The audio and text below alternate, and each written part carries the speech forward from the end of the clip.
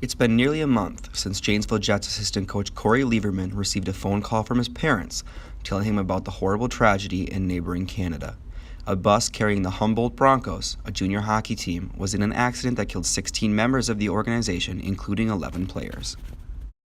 I found out through my parents, and it just my heart kind of stopped for a second, because I think about not only the amount of road trips we've taken this year, but throughout my career as a player as well, and it's been 100 plus, so it's crazy to think that stuff like that happened.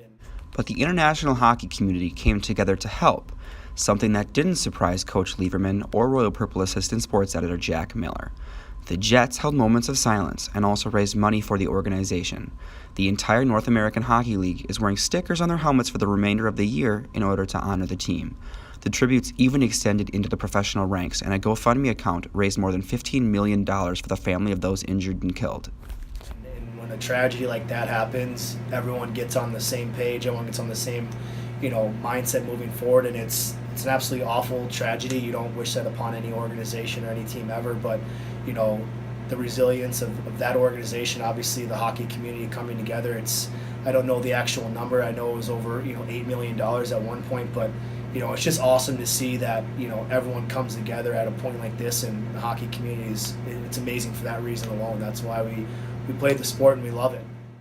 I think just looking even at my life, a lot of my friends were people I played sports with, and my family become friends with people I'm friends with. So I think there's a sense of community you get with playing sports, and kind of building bonds, and obviously coaches and players usually have good relationships even after they graduate. So I think it does build a sense of community On their helmets, and that's just one league. You look around the USHL and the BCHL and other leagues, even the NHL. They're all doing something for this Humboldt, and it's awesome to see everyone get together. And it's a terrible tragedy that you don't ever wish upon anybody. When the team found out about the tragedy, for a few minutes, the nets at Janesville Ice Arena stayed empty. The clock didn't run, the benches also stayed empty, and the team came together to thank each other. I think everyone, was pretty thankful for, Van Galder, our bus company, but obviously Cody, who is our bus driver, who does a lot of our road trips.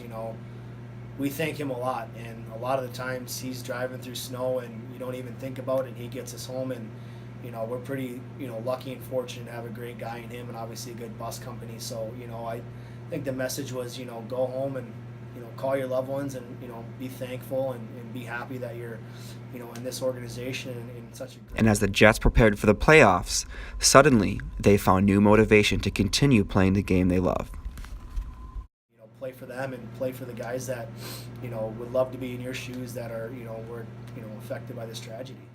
And the Jets plan to do just that as they continue their run towards a Robertson Cup and an NAHL championship. They will never forget the Humboldt Broncos.